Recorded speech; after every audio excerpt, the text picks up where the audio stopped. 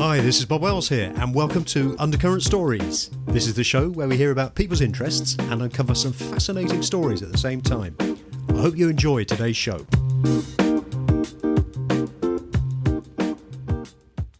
Hello and welcome to Undercurrent Stories. In today's show, I'm delighted to be joined by Geoff Holt, MBE.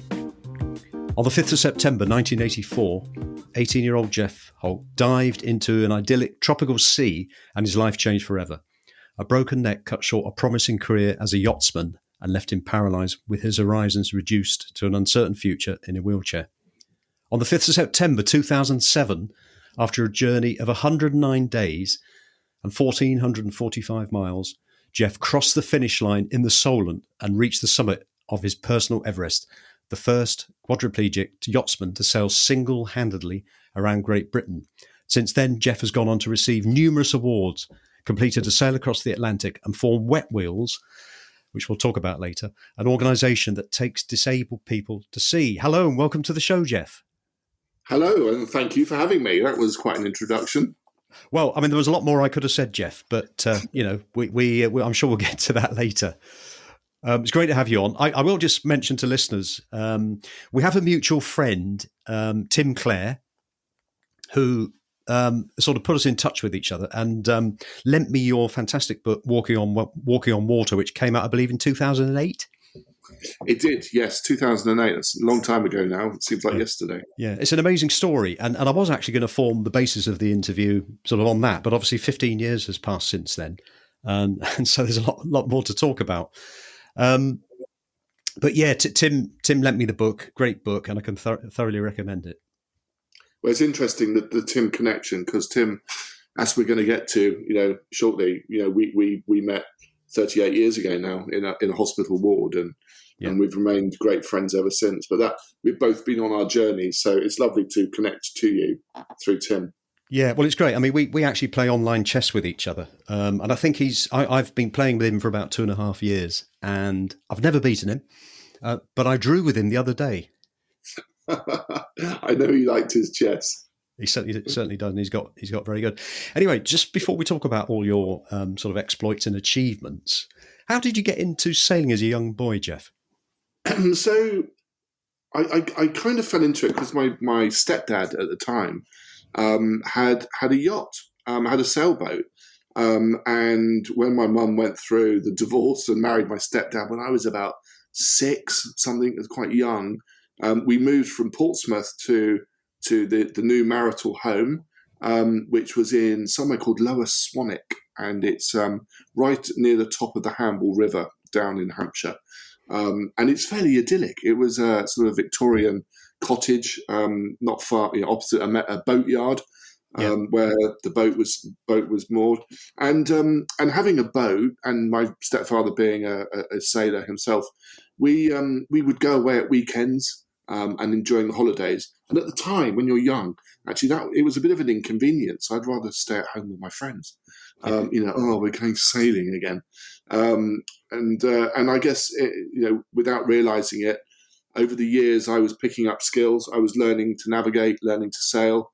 It became second nature to me, and I would often, take the helm and plan routes, our journeys. And so that it was just part of my life. It was just growing up. I was on the river and was sailing most weekends and holidays. So that's how it started. And you've never really looked back in terms of the sailing, have you? Well, the thing is, when I got to 16, I was very lucky. I went to a fairly nice school in Southampton. But at 16, my friends were going on to college, and I was not academic. I could not see myself going and doing another 2 years at college. Yeah. And about that time, one of the big boats next to us were called Morag Moor, which was a big aluminium ketch owned by Baco, the British aluminium foil company, was off to the Med for 6 months. And they offered me this job as a 16-year-old to live aboard, £13 a week, and we were going to go and do some chartering for their corporate guests in the Med. So at 16, I jumped on Morag Moor. We sailed down to the Med, me and the skipper Brian. I did my apprenticeship, you'd say, in the yachting world with Brian. And I learned so much in those 6 months, not just the sailing. It was about working on a working yacht, a charter yacht, how to deal with guests and things. And I guess that's where it really started. And as you say, I didn't look back after that. It's been in your genes, so to speak. Yeah, because that immediately led to, I got back from that 6 months. I'm 16. I get back from 6 months in the Med. All my mates are at college, drinking beer down the pub. And I'd just grown up. I'd grown up so much. And within a week or two, I was offered the job to sail an 80-foot ocean racing yacht across to Antigua. So I did that. And I was still 16 years old. Yeah. That was 3,000 miles. The moment I got to Antigua, Christmas 82, there was a letter waiting for me from my mum and dad saying, there's an American who's just bought a really big Bowman 55-foot yacht, which he wants a permanent crew on. Yes. So there was a check in the envelope to fly back Christmas Day, 82. And I jumped on my second yacht and sailed it across the Atlantic. I was still 16 years old. Wow. I look back now, my son's now 20, by the way, and I look back when he was 16 thinking, I'd sailed the Atlantic twice and I'd done all these things. But so I was very lucky, and I ended up landing in the Virgin Islands in the Caribbean, and particularly the British Virgin Islands and an island called Tortola. And it was there that I worked on several yachts and kind of cut my teeth really in the corporate charter world in the Virgin Islands. Yes. And of course, that was ultimately to be where my life changed forever. Are you happy to talk about that, Geoff? Yeah, absolutely. Crikey, I think I've talked enough about it over the years. Yeah. It's kind of it, but it is vivid now as it was then. Yeah. So I in 84, so I'd been out there 2.5 years. I was invited back to work on a beautiful charter yacht. I flew out from the UK on the 4th of September 84. Arrived in Puerto Rico and then flew up island to the Virgin Islands.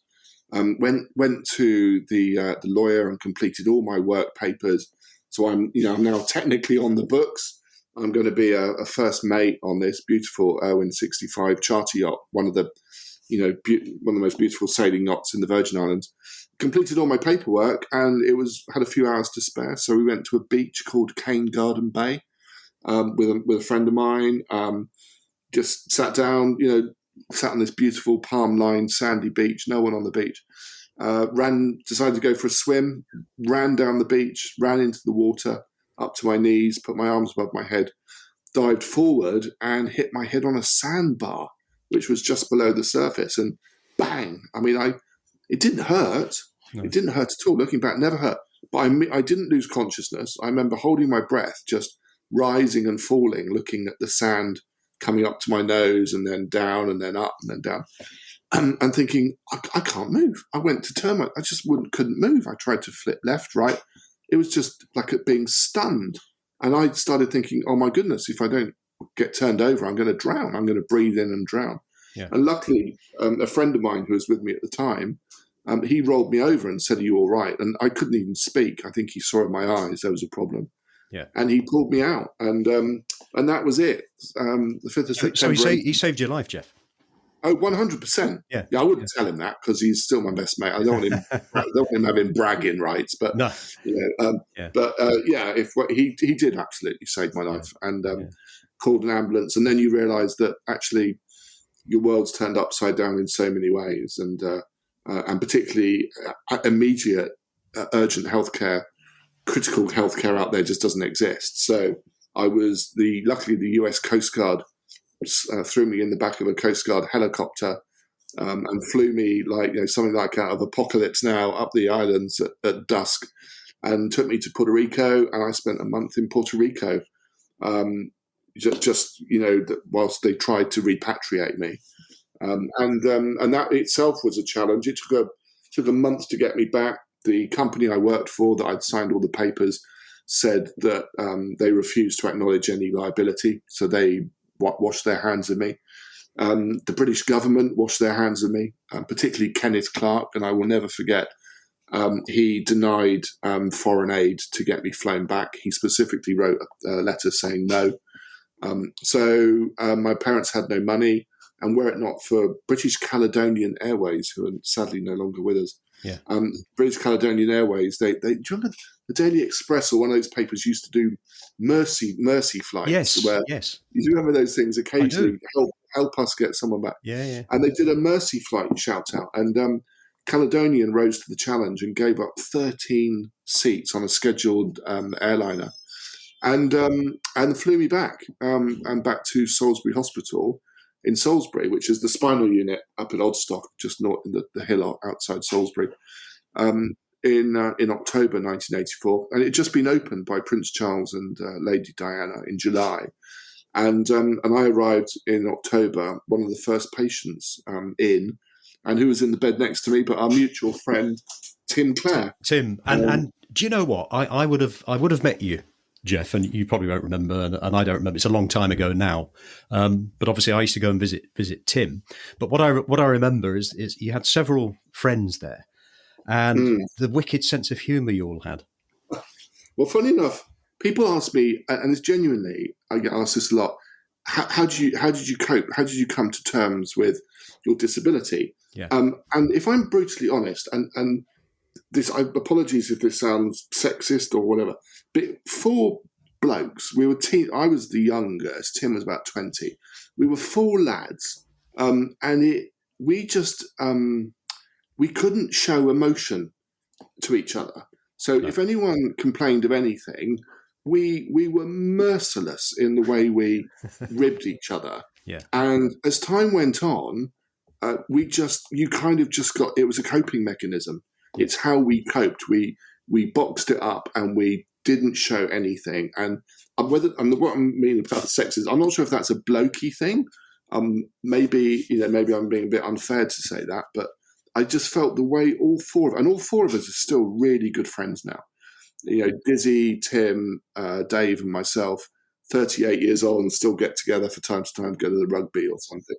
And that friendship was born from spending 10 months in a 4-bedded room with each other. Growing up, I was 18. I think the oldest probably was Dave, who was in his early 20s. All of us had broken. Well, 3 of us had broken our necks. Dizzy had broken his back. All of us coming to terms with young men has a changed life of someone with a severe disability. Yeah. And I think that was our coping mechanism. Maybe it's different now, but we were brutal to each other. Yeah, it was dark humour, but no, it was quite obvious that there was a lot of ribbing going on. But for best reasons, really. I won't spoil some of the content of the book, because obviously some people might want to read this after we've done this interview, and we'll put the links onto it in the show notes. But there's one particular incident where you guys managed to get a bed put into a corridor. Are you happy to share that with the listeners? Yeah. So you have to remember, we got a lot of time on our hands. Once you're up in your wheelchair, you got a lot of time on your hands. And the way the unit used to run, they had shifts we knew who was coming on shift. We knew the nurses and the auxiliaries. Heaven's sake, I married one of them. So we were, we all knew each other really well, and we still keep in touch. So we knew the shifts, we knew their patterns, we knew when they had their breaks. And bear in mind, I ought to explain, I'm quadriplegic. So what that means is I'm paralysed from the chest down. I've got limited arm movement. I'm the same as Tim, by the way. Dave is very similar. So we all broke our necks. So it means that we can't grip anything with our hands. We have no triceps. We can't raise our hands above. I can't raise my arm above my head. And we have no core muscle. So we kind of sat there. If we are in a wheelchair, a non-electric one, we use the palms of our hands to try and push ourselves along. Yeah. And it's quite. I think that affects our independence when you're in lightweight wheelchairs. An electric one gives you much more independence. But at the time, we were all in lightweight wheelchairs, sitting around at the nurse's station or watching TV or playing chess or a board game or something. And we sat around for long periods. And there was this moment where, because we were on the first floor, we used to look down onto the basketball court. Quite why they had a basketball court next to a spinal unit is beyond me. But anyway, they did. There weren't many people playing on it. No. And one afternoon, Dave and I just got bored. So we on the beds we had in the ward, we just put our hands down, lifted the brakes up off the bed. And between the 2 of us, you used to see 2 quadriplegics what you do is you position yourself, put the brakes on your wheelchair, push the bed one arm's length, take your brakes off, move forward an arm's length, brakes on, push the bed. So it's a long process. It's hugely. It took us about an hour and a half, and out through the dining room into the lift, because there were big lifts for beds. Yeah. Down the first floor and out onto the basketball court. That must have been a sight to see. It was amazing. And Tim doesn't remember it. I think it's because it was Tim's bed. I think it was Dave. Right. Dave and I that did it. Yeah. And it's even funnier that the nurses didn't even notice it. So it just shows. It's a good story, and like I say, that the book is full of little stories like that. Tell us about meeting your wife, because that's quite a romantic story in itself, isn't it? It's a love story, isn't it? Great when you look back and think, I was 18 years old. Elaine was 21, a little bit older than me, giving away her age. And she was my primary nurse, and she looked after me in the ward. It was very relaxed then. The nurses would take the patients out down the pub quite regularly. We'd get back late, get told off, and all that stuff. But we just cracked on.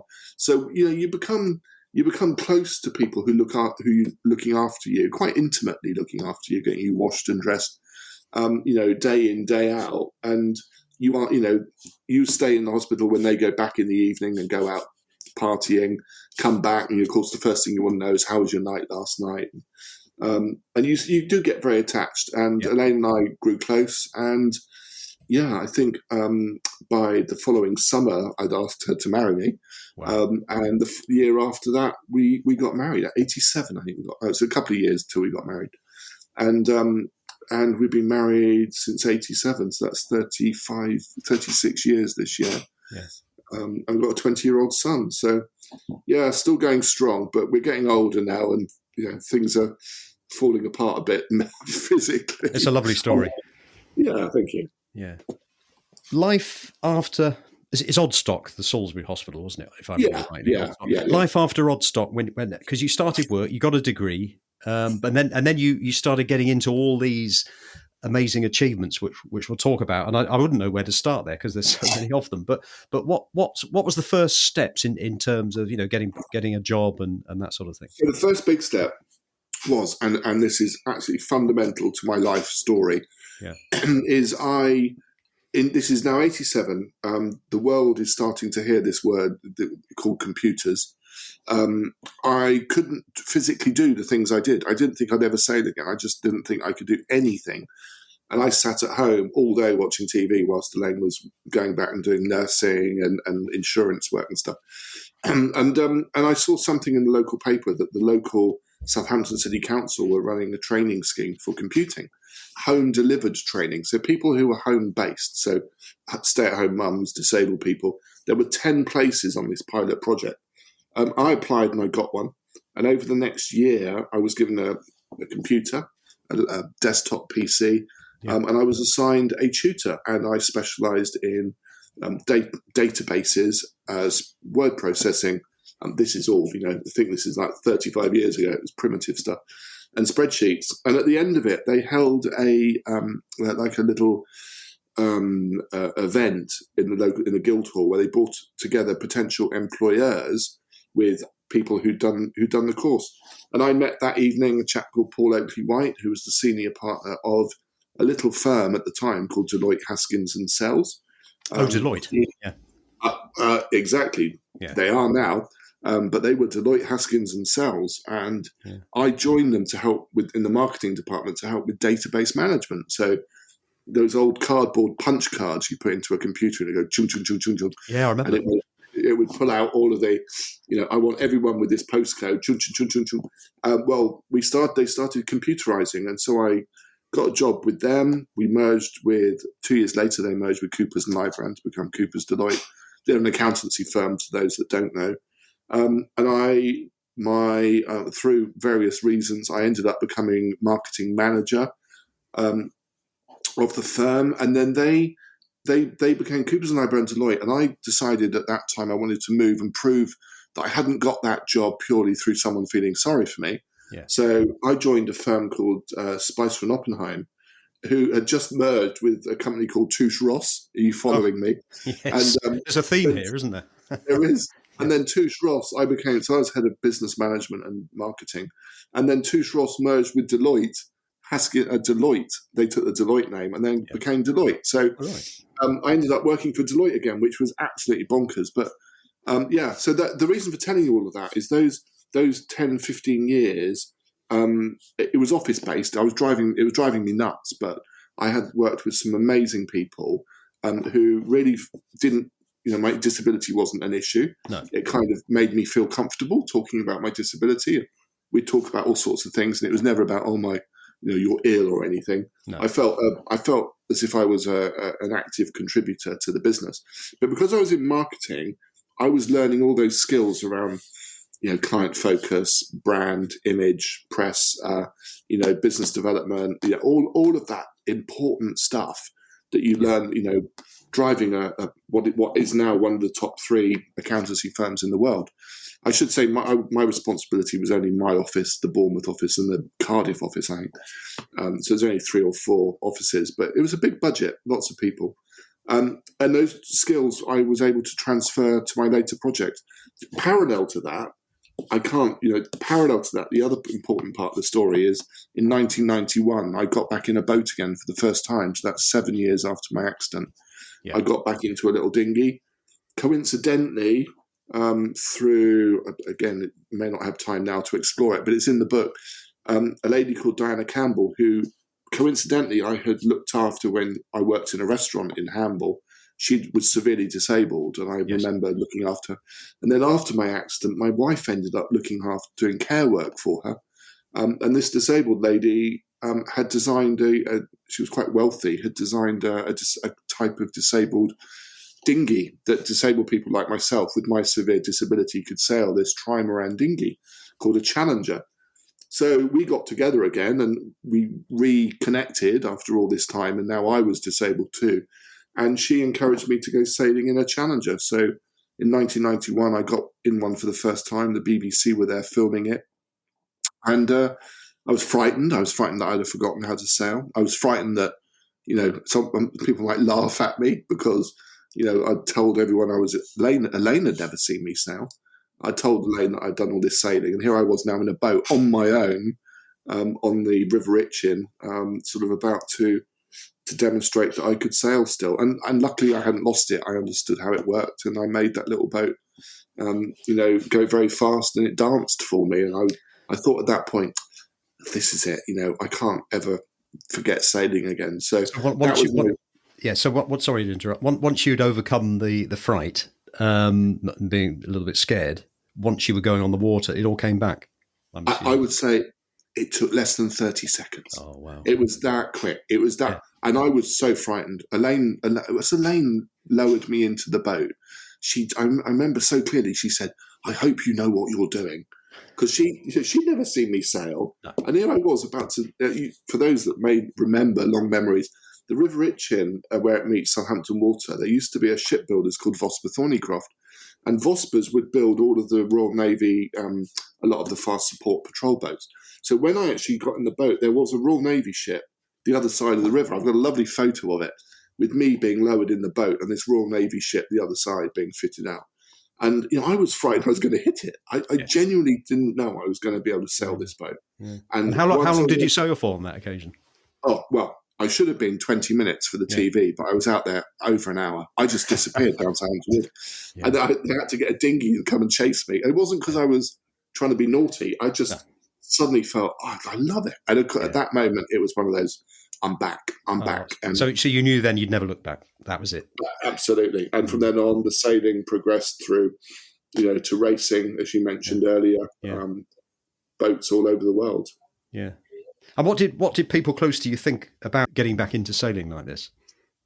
I never really asked them, but what was interesting is the world I had inhabited, the yachting marine world I had inhabited. It's quite close. We all know each other. And during the years that I hadn't sailed, there's a lady called Tracy Edwards who's very famous for being the first all-female crew to sail around the world. Well, I knew Tracy during that period. We became really good friends. So I was, in some ways, living my life vicariously through watching Tracy put together a Whitbread, or whatever it was, round the world yacht race at the time, and with putting her crew together, going down to the boat, watching them race and train. So that world's very small, and everyone knew that I had been in that world, and I was, through injury, wasn't part of it. So once I was back part of it, all of a sudden, I was there at boat shows, I was there at, committee meetings, I sat on the RYA, the Royal Yachting Association Council. I sat in that for many, many years, representing disabled sailing. They took me on in 92, and I did a good 12, 15 years on the council, representing disabled sailing in this country. I then sat on committees representing the UK on disabled sailing overseas, like the Paralympic Committee. Yeah. And so people started to, that's that Geoff guy, the guy who was a yachtsman who broke his neck. So, yeah, I kind of found myself back in that world, and interestingly, having seen both sides of it. So and what I mean by that is I saw it as an able-bodied yachtsman and never once thought about disability, never, because no one in my family had ever been disabled. And then I was back in it, right at the epicenter of it, as someone with a very severe disability. And crossing those two lines was very interesting, because those who've always been disabled had kind of grown up in a kind of a community that had not looked beyond those boundaries. Do you know what I mean? They were kind of their aspirational boundary, their aspirational horizon. There's a nice marine use there. Their horizon was always very low, because that was the world they inhabited.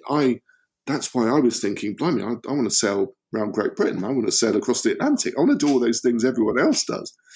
And that kind of leads on, I guess, to the next stage in the story. It sounded there, Geoff, as though you'd reached some sort of epiphany. Yeah, and it's only, but I'm not sure I realised it at the time. It's only looking back now, over my life, and when I wrote the book, actually, about joining those dots, thinking, that's why I was in a position to do what I did. Yeah. And one thing I am very clear about, I could not, with all the money in the world, I could not have left hospital and the following week, the following year, done all the sailing that I have done. Yes. It had to be step by step. It had to be, so I knew my limits. I knew what I could do and couldn't do. Yeah, sort of incremental. Yeah, an incremental.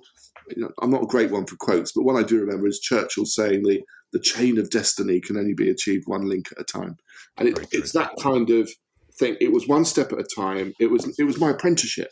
Yes. And I look back now thinking, I've done my apprenticeship, and that's why I feel I can talk authoritatively on subjects when it concerns disability and sailing. There's a big thing that happened literally yesterday when the International Paralympic Committee had just announced that sailing will not be reintroduced into the Paralympic Games in 2028.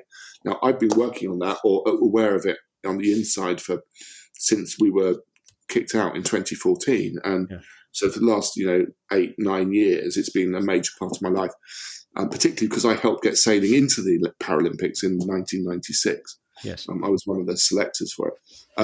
So things like that, you can only talk about authoritatively having done your time, and that's kind of where I feel I am now.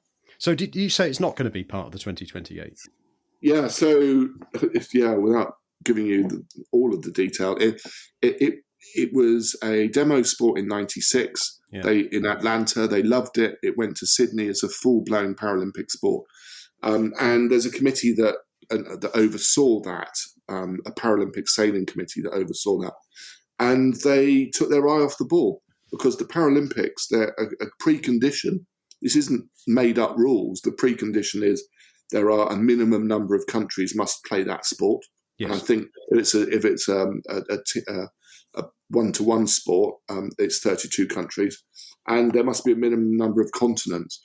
And they took their eye off the ball, and they were concentrating too much on the racing. And I think we only had about 12 countries when you put them all together at an international competition. No. And they were reminded time and time again, if you don't up to 32, you're out. They didn't, and in 2014 they were kicked out. And so it sounds like the energy might have been better spent canvassing other countries. quite 100%. And it isn't just, oh, it's a shame it's not in there.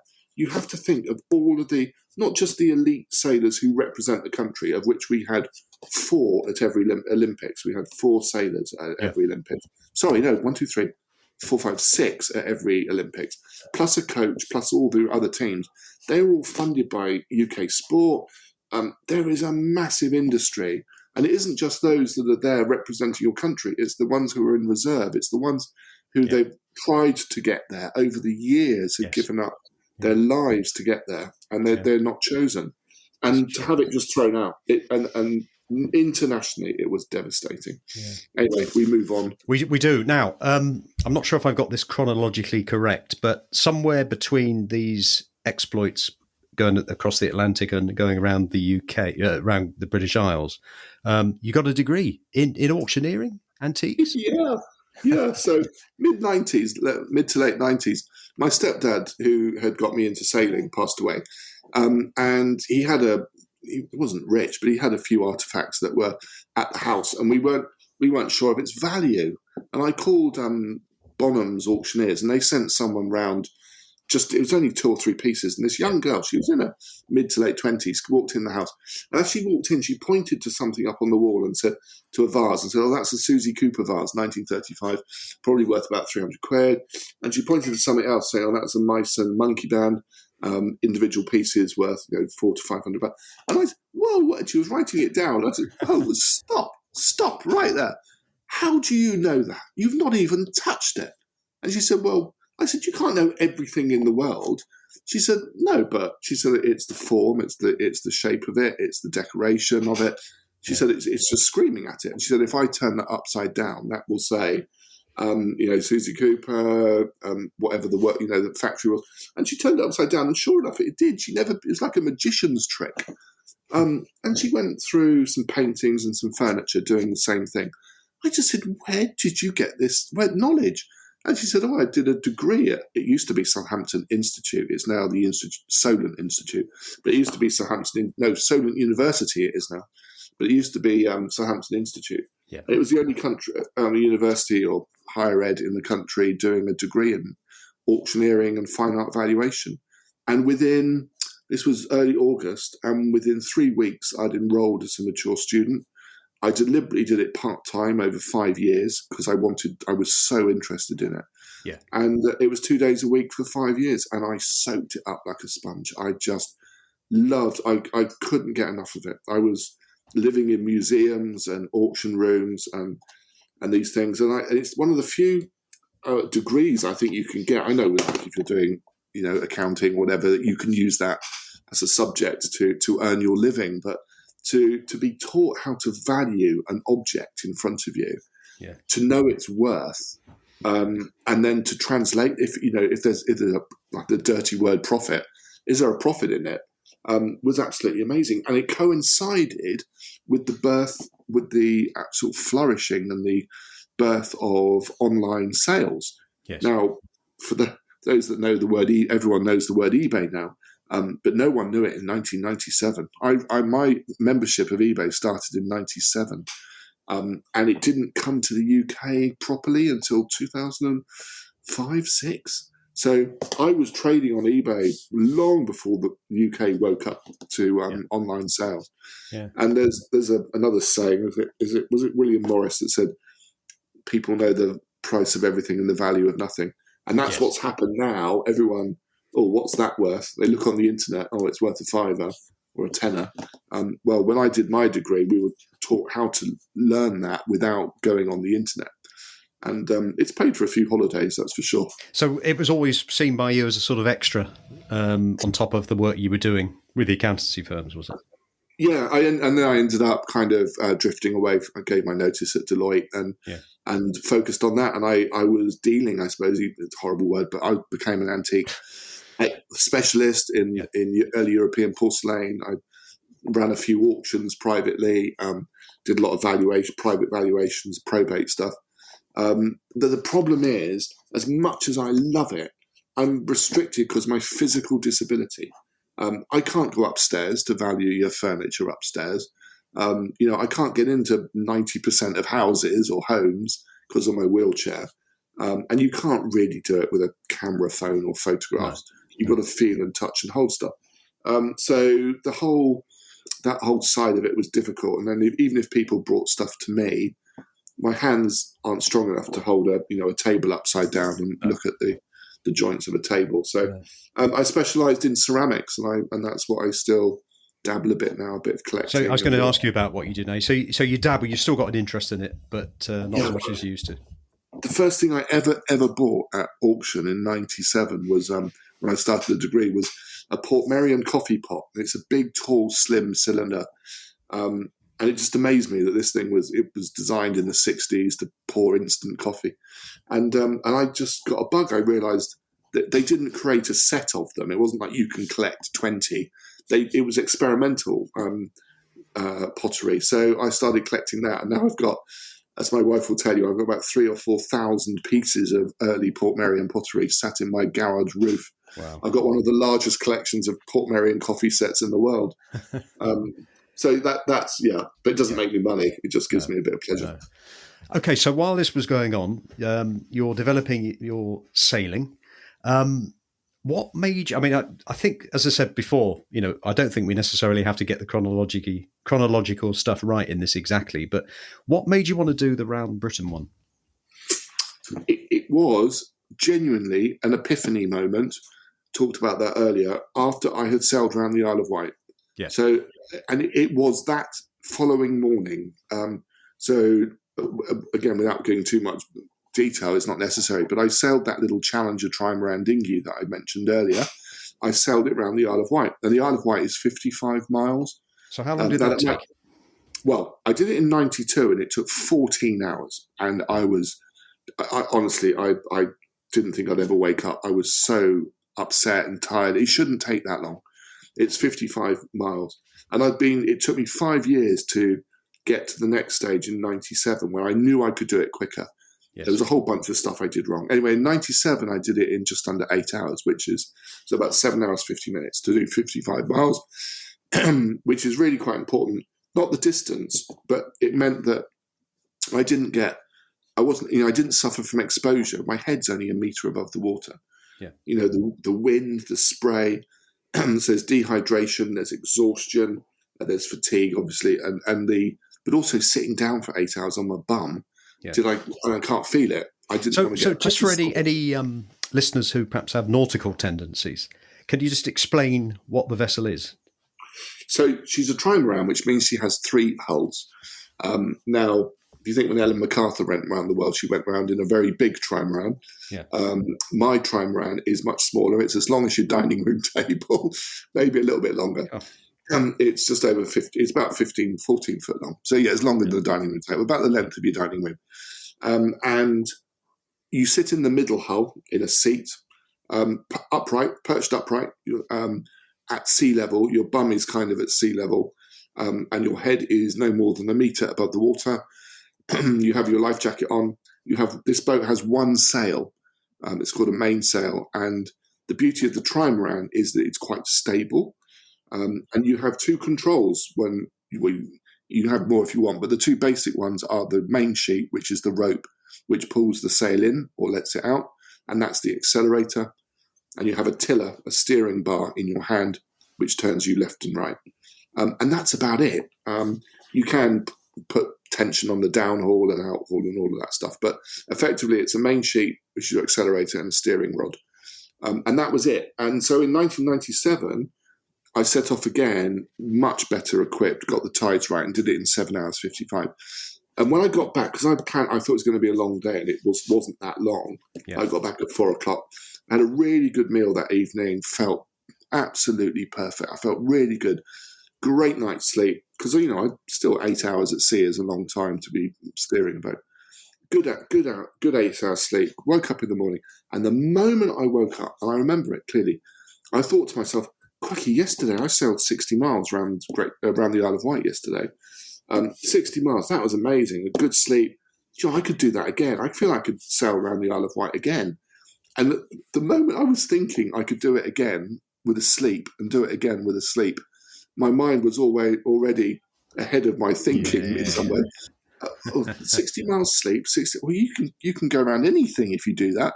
Well, we can go around Britain. And it was literally born then. I remember coming in and said to my wife, one day I'd like to sail around Britain. I've proved I can sail 60 miles. If I can get a good night's sleep, do it again. And that's how it started. And it took 2007. So that was 10 years. Yeah, it's 10 years until we got to that point in May 2007 where I had raised the money. I got a sponsor through Blake Lapthorne, a firm of lawyers, lawyers. I'd got, a team together who had volunteered to give up their time to help me do this. I had a motorhome, wheelchair accessible motorhome for the crew, a Land Rover for the crew, a rib, which is a rigid inflatable boat, which was my lifeboat. In May we set off on this amazing journey. In May 2007. It's an enormous project to undertake. How many people were actually sort of with you as you did it? So with me were 9. So that includes my wife and my 5-year-old son, who and myself in a wheelchair, living in a motorhome for 100 odd days. I told her it would be 60. Never been in a motorhome in our life. Can you imagine a 5-year-old son? We had no radio, no TV. We had nothing, absolutely nothing, just our clothes because it was going to be so intense. We had 6 members of crew. Again, I'm told 60 days, and they helped drive the vehicles on land and helped drive the support boat at sea. And as it turned out, it was longer than 60 days. So some crew had to duck out, and we were supported by others. But it ended up, that journey took a total of 109 days. We went to 51 harbours around the UK. 51 harbours. 51 of them. Yeah. I know and so but you might say, well, it took 109 days, but 51 harbours. So it's on average. The average is kind of a 2-day stopover. Yeah. It was nothing like that at all. It was nothing. We ended up one point we were stuck in Abersock for 3 weeks because of the weather, and we thought we were going to cancel the project. So when we did finally get going, we sailed every day then for about 8 days whilst we could.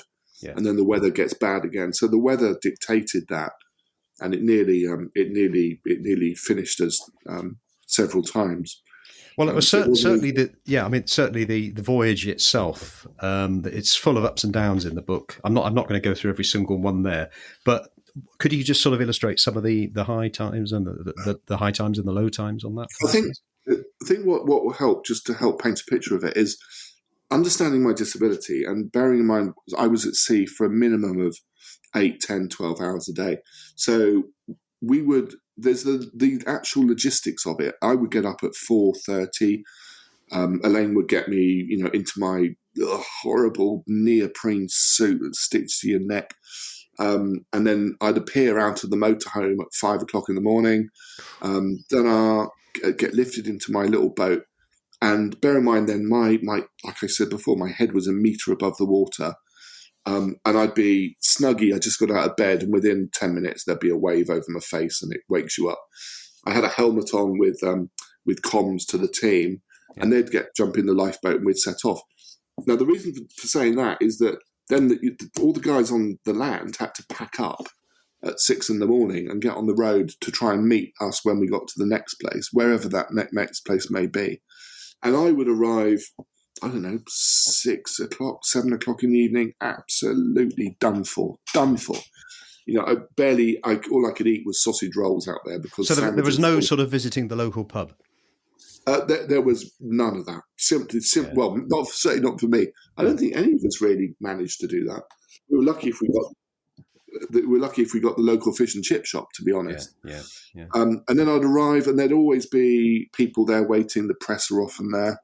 Local Rotary Club would be there, and there'd be people wanting my signature and photos, and that was all very lovely.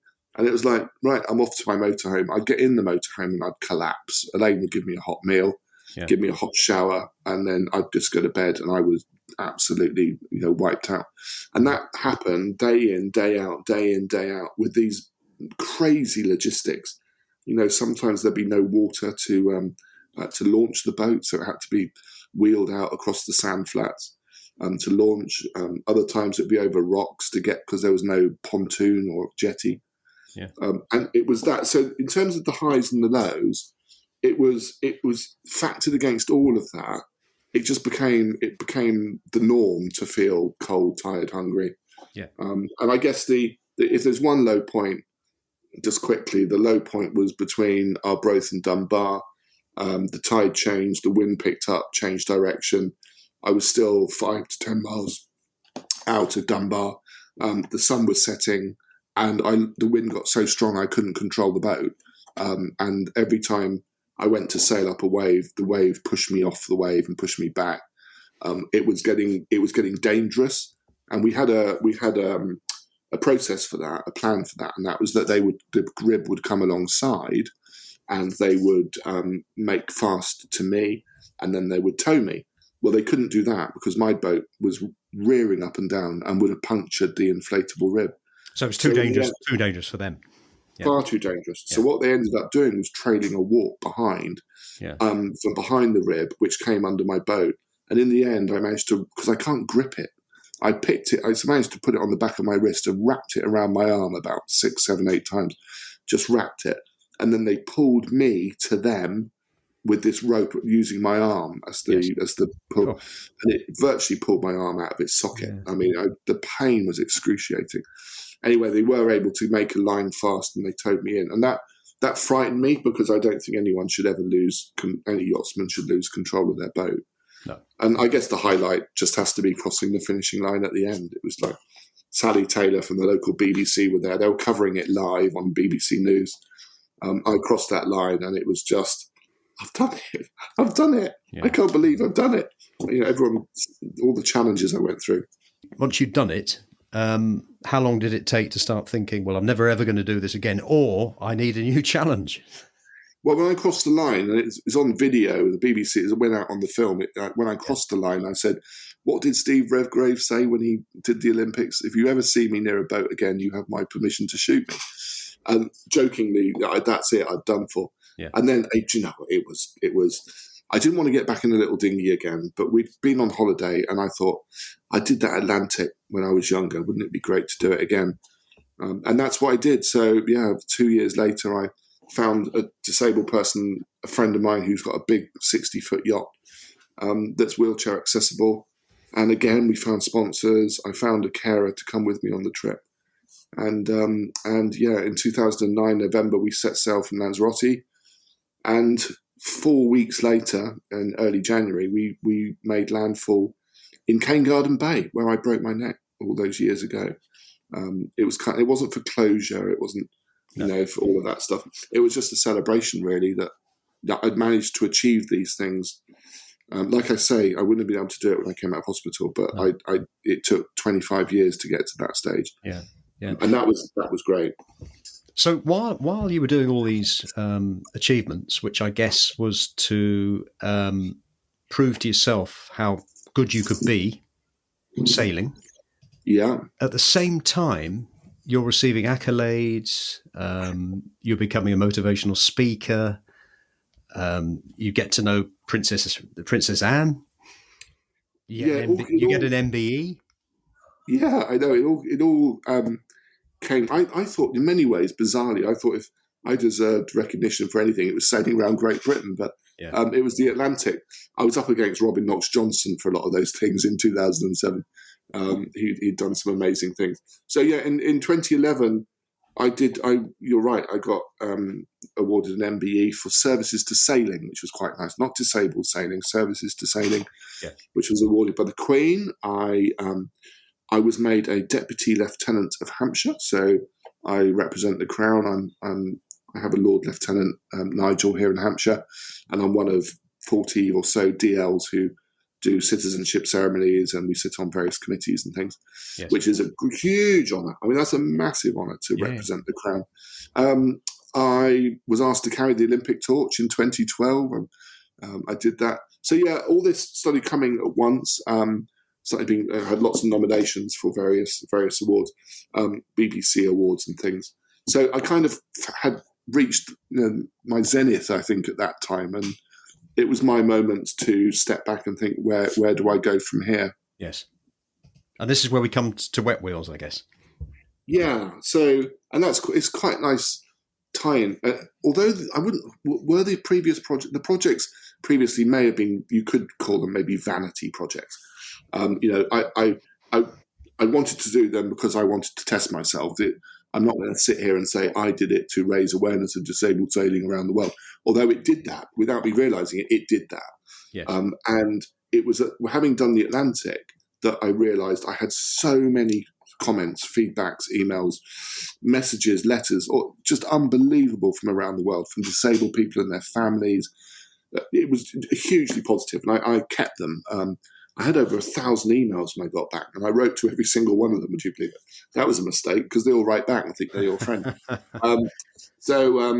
I had this huge, I found myself thinking, and they're all asking the same question: how do I do it? How do I get involved? And I'm thinking, at the moment, you can't. Unless you go sailing a little dinghy at a sailability club, which is great, you can't go on an ocean. There's no way for you to go on an ocean. There's no charity. There's no power boating organisation. There's nothing. Yeah. And so, apart from a couple of charities overseas, so I thought, well, how do we change this? Let's take out whether sailing is better than power boating. Let's remove the snobbery of sailing's better than power boating. What is it that's special about being on the water? And it's about being out there at one with nature. It's a sensory experience. And you know what? It doesn't matter how you get out there. You need to get out there. Yeah. And so I looked at what was available, and there was nothing to get you over the horizon. Certainly those with profound and complex. So I'm talking disabilities. So I'm talking about mostly young people with life-limiting disabilities who may have one or more complex challenges in their life. Yeah. And there was no way for them to get out and spend a day out on the water, going fast, having fun. So I started Wetwheels. I wrote an article in a local paper.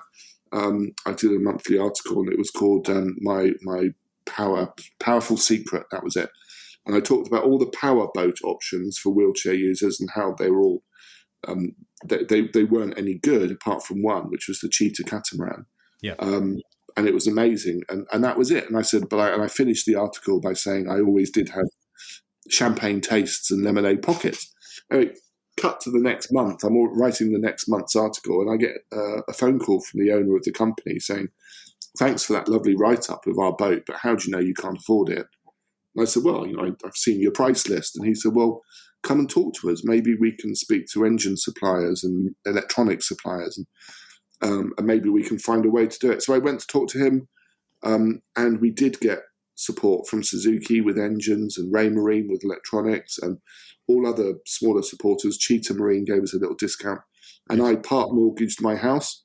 Oh, so you actually purchased the first one yourself, basically? I had some skin in the game. I had 50% of that, maybe more than 50% of its costs was, came out of my pocket, because I didn't know what this was going to become. I just wanted an entity, and within the year one, we'd taken. I remember the first time it really dawned on me I had an issue is when we took a group out. And we took them out for a trip, and I came back and had to fill up with petrol. And I filled it up, and it was £600 to fill it up.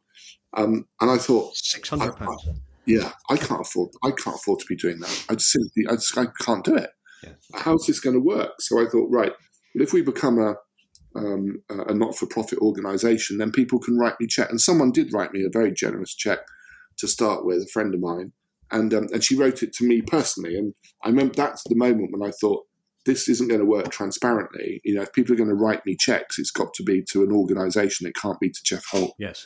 Yeah. So we moved that money into it. We started Wetwheels Solent CIC, and off we went. And then the following year, we took 600 to 800 people, and I realised I've got something here. And literally the following year, I was speaking at an event in the Isle of Wight, and the guys from Jersey were there. There's some charity called Le Tournois on a sailing challenge, and they asked me to talk. So I went over. It was at the Royal Corinthian Yacht Club in Cowes.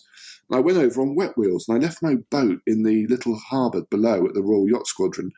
And during the interval, the guys from Le Tournois said, "How did you get here?" And I pointed out the window, and I said, "I came over in my boat, Wetwheels." And he asked what Wetwheels was.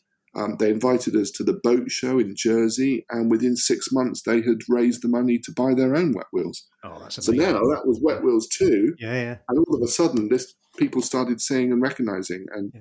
you jump to where we are now. Wetwheels Edinburgh was launched this week. So how many have you got now then, Geoff? So Wetwheels Edinburgh, which was launched this week, is our 7th Wetwheels boat. They're all identical. They're 9-metre cheetah catamarans. They're built on the Isle of Wight. They all powered by twin Suzuki engines, 325 horsepower on the back of each. They've all got Raymarine electronics. They all look almost absolutely identical. It's very hard to tell the difference. And what's more though, and that kind of comes from my background with Deloitte about brand, how important brand is to keep everything on message. And so we also train our own people. All the skippers have commercial endorsements. So they're commercially endorsed skippers because all the boats are what's called coded, which is a government standard for safety. And then we train all of our volunteer crew to a maritime training program, which we've developed for Wetwheels, which is bespoke. And so it means that wherever someone with a disability goes on the boat, they're going to have a similar experience in terms of friendliness and safety. Yes. One thing I haven't mentioned, of course, is actually how it works. So every boat can take 10 passengers. It's licensed to take 10 passengers plus 2 crew. Yeah. Of those 10, 3 of them can be in wheelchair users. We get them across on a really heavy-duty ramp onto the boat, and there are securing points on the deck. 4 points to each wheelchair, which we've designed and developed with the straps. And so you can, disabled people can come with mums and dads and brothers and sisters. And the other absolute USP of Wetwheels is everyone, regardless of disability, can go up under the steering wheel and drive the boat. Oh wow! Which is phenomenal when you think, these boats are getting on for £250,000 each. They'll do up to 30 knots, and you've got someone with a profound disability. Now, I'm not saying they're driving the boat on their own. That would be illegal. So our skippers hold the throttles. They don't go near the throttles. But it means they can put their hands on the wheel. And if they can't put their hands on the wheel, my captains will put their hands on the wheel for them. But in their wheelchairs, they come up under the steering wheel. Yes. And they are where the captain sits. They are looking at a chart plotter. They are looking at depth sounder, speed instruments, wind, hydrographic instruments, fish finders. They're looking at all of that VHF radios. They're seeing it all, and those that can understand will have it explained to them. And the captain will stand there with them alongside, saying, turn left a little bit towards that mark, turn right a little bit, and that is so empowering. That is something you can't put a price on, really. Yeah, and these the people that go on. I mean, do they make return visits? Can they come again? Yeah, they do. So this is. It would be great if we had the capacity to take everyone lots and lots of times, but we are so busy and full that, and often, it's not us that makes that decision, Bob. If we are working with a school or a college or a charity, the ones that are paying for it and deciding who comes, they will often make the decision who comes that day. Yes. So it's not down to us. We love it when people come again. They often love it when they do come again. We work with people with, all ends of the spectrum, including dementia at the older end. We work a lot with disabled veterans. So it's not just wheelchair users, blind, autistic, all sorts of spectrums. And they all get something out of it in a different way. And each boat, on average, each boat's taking 1,500 people a year, each boat. Collectively, we must have taken well over 50,000 now since we started 10 years ago. Yeah. It's a shared experience, which I said and that in itself is quite important. Yeah. Do you have any stories of passengers who've actually been inspired to sort of do something themselves in terms of going on water? Well, signposting is an interesting one. We always try and signpost them to other activities on the water, and much depends on their capability. And there's a great organisation near us called RoRo, or the Disabled Sailors Association, who have a charity sailboat, a catamaran, a bit like us, but a sailboat. So we signpost them there. But I guess the biggest one is probably that we do. And we've done a case study on him. A guy called Chris, who he's autistic, quite severely autistic. He has Asperger's, and he came on our boat 3 years ago. He used to come on every summer in the Isle of Wight, in Yarmouth, and he'd come on with his little toy Thomas the Tank Engine train, a little plastic one.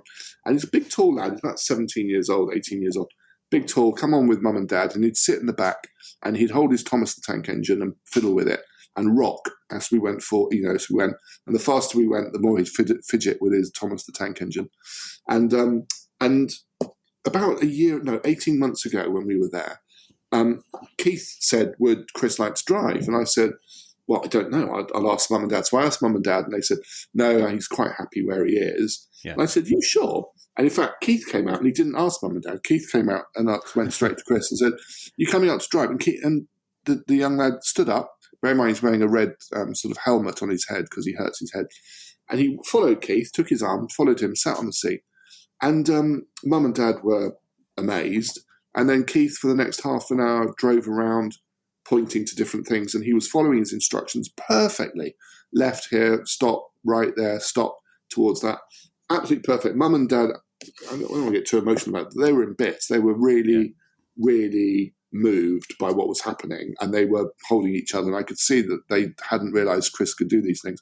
And then lo and behold, last summer, we got a note from mum with all these photographs saying since Chris did that, Chris has now taken up kayaking, paddleboarding, swimming. He loves the sea so much they can't keep him out of it. And he's doing all of these things, and that they never thought that he could. No, and what an amazing story, though. Just shows some of the results that you get by doing this. Yeah, and you can't script that. You can't. No. So that's what's going to happen. No. So in terms of sponsorship and support for Wetwheels, how does it work? I mean, if we've got any listeners who would like to get involved at all, what should they do? So each operator, each of those 7 I've named. By the way, Wetwheels 8 arrives next year in Torbay. So, we're forever moving forward. Yeah, well, I'll put the links on, Geoff, so that everybody can have a look at it. So each operator is, when you do click those links, it will show you where they're based. And if there's someone local to you, an operator local to you, they will have their own Just Giving link, because each operator has to raise the thick end of £70,000 to £80,000 per year to operate, and that is never ending. That's a perennial cycle that starts every January, when we have to look at our year ahead with zero in the bank. How do we get 70,000 quid? Yeah. So every operator is raising that in a number of different ways. We do ask people to contribute where they can, so that offsets a lot of the money. But it's sponsorships and it's personal donations, events, golf days. And if anyone likes their golf, do please get in touch with me. We've got an amazing golf day in May. And then we have, so each operator is set up as a CIC, limited by guarantee, company doing that. And then at the top we have the national charity, which is the Wetwheels Foundation, and they oversee all the operations. And the foundation, is also costing about £70,000 or £80,000 a year. And they also, their relationships are slightly different. They tend to go more long term with corporates. So Sport England, for example, are currently funding a 4-year program through us. And we're working with an insurance company called Pantanius, who are looking to support our operators with insurance to help lower core costs. And there's and obviously Suzuki and Ray Marine are up there too. So corporately tends to be more the national organisation, and then more operational is down at the operator level. And with Just Giving links, we're all the same organisation. Yes. But we've separated out the Just Giving link. So if someone in Hamble, for example, wants to donate specifically to the Hamble boat, they would click on Hamble and make their donation, and it would go to them rather than it going to the main pot. So, and it's a never-ending cycle. Every operator in the country will, my Wetwheels operators will all be holding their head in their hands at the moment, looking at that blank balance sheet. But we get through it. It happens. Yeah. It's an absolutely incredible story, that how you sort of had this idea and you've transformed. You gave the example there of that lad, but what it's doing for people, and some of the other projects that you've done. The challenges that you've had going around the British Isles, etc., etc. What's your philosophy on life? I think looking back on it, it's taking opportunities and preparing to take a bit of risk. It's very easy, particularly, and I don't want to get too deep, but particularly over the last 2 years, a lot of, or 2.5 years, a lot of us will have been frightened into, even myself, I didn't leave my house for a year during COVID, and found myself, of all people, found myself getting agoraphobic, found myself preferring to stay in rather than go out and do what I normally did. But it's only when, and this is genuinely true, and I'm a firm believer, it's nothing spiritual, it's genuinely my belief, you make your own luck. So, sitting in your house doing something, that is not going to come to you. No. But going for a walk to the local library and meeting someone, things just change. There's this synchronicity in life, which is very odd that, we don't know how it works. And things happen by going out and meeting people and talking to people and come up with some of your own ideas. Don't be afraid to give it a go. And, if you make mistakes, learn from it. I know that sounds a bit cliche, but no, I can certainly relate to that. I think it's everything that you've done, reading about it and reading the book and on our conversation, you haven't sort of just sat at home and planned everything to the nth degree. You've had a rough idea, you've had a vision, you've done some basic research into it, and particularly some of these trips where you have to get people together. But then you go for it, and the universe almost sort of conspires with you, doesn't it? It's really interesting you should say that, because when I started Wetwheels and I started looking at funding and looking at different options for funding, everyone was asking for business plans, and I'd spent my life at Deloitte. Every year we had to review the business plan, and it was this massive document that sat on the shelf. And I just absolutely what you just said. Come up with a plan, come up with the basics, and the universe will look after itself. I've made so many mistakes, but I tell you what, I've learned from them by making them, and the big error is to make them twice. Make them once by all means and learn from them. And I've learned so much about accounting. I've learned so much about running a business. So much, in more perhaps about marketing and PR than I did before, just by giving it a go and not being afraid. Yeah. That's that. There you go. Very inspirational, Geoff. Now, Geoff, this might seem like a silly question, but anything? Have you got anything coming up? Any new projects? So there's a couple of things. There's 2 or 3 things I'd love to see before wherever I go in 20, 30 years' time. I would love to see Wetwheels international. Yeah. I think Wetwheels would just fly internationally, but it's someone being brave enough to spend £250,000 to buy a boat on the off chance, and it would take. But then, of course, you've got to run it. Anyway, I won't worry about the detail, but I'd love to see that happen. Yeah. I also, parallel to this, for the last 4 or 5 years, I had been pushing very hard. I've stopped now on a project to sail around the world, to become the first severely disabled person to captain a yacht around the world. Wow. And the reason I've stopped is I have 3 times been on the brink of it happening. Yeah. 3 times. And when I'm talking about a £5-6 million project. Yes. And if you imagine that, the work that goes into that, the finding someone who may sponsor you and getting to the very edge. And if I told you that in Monaco, the highest level in Monaco had made personal introductions to people who could provide that sponsorship in a blink of an eye. And on 2 occasions that happened out there where this was just going to happen. And then the following day or week, things happen, and then things change, and it doesn't happen.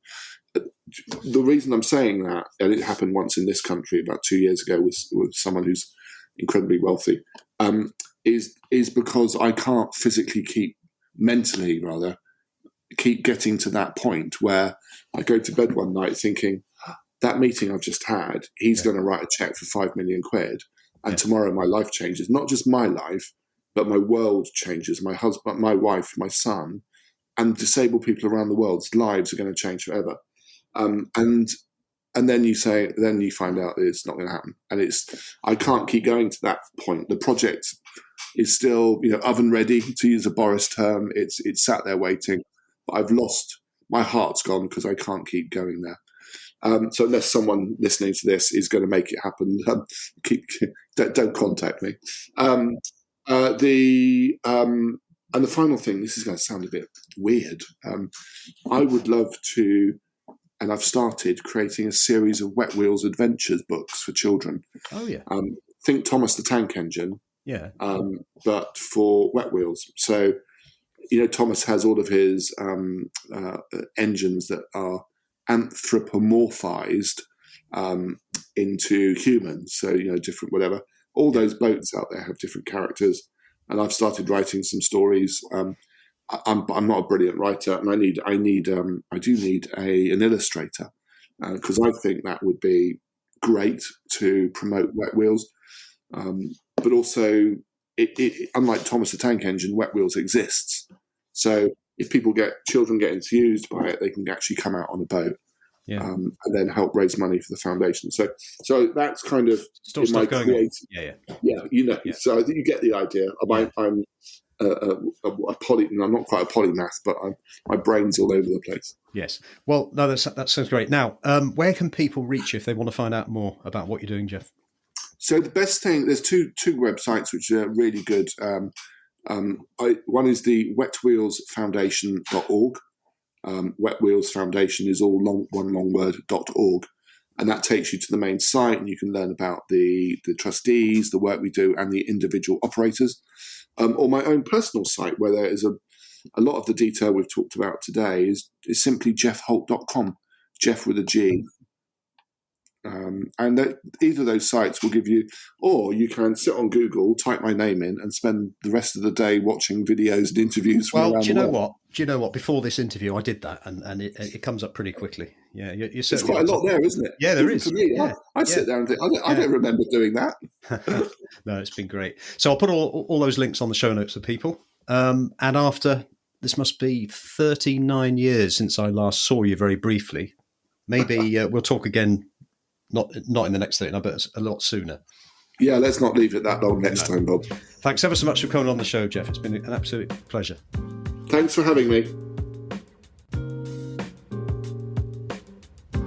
You have been listening to Undercurrent Stories. I hope you've enjoyed this episode. Please feel free to share the show link to your friends and family, and if you have 60 seconds, I will be most grateful if you would please rate and review. To hear more episodes, please subscribe to the show and visit undercurrentstories.com. If you leave your email in the link, we will notify you as soon as new episodes are released. Also, check out our social media links, details of which can be found on the show notes.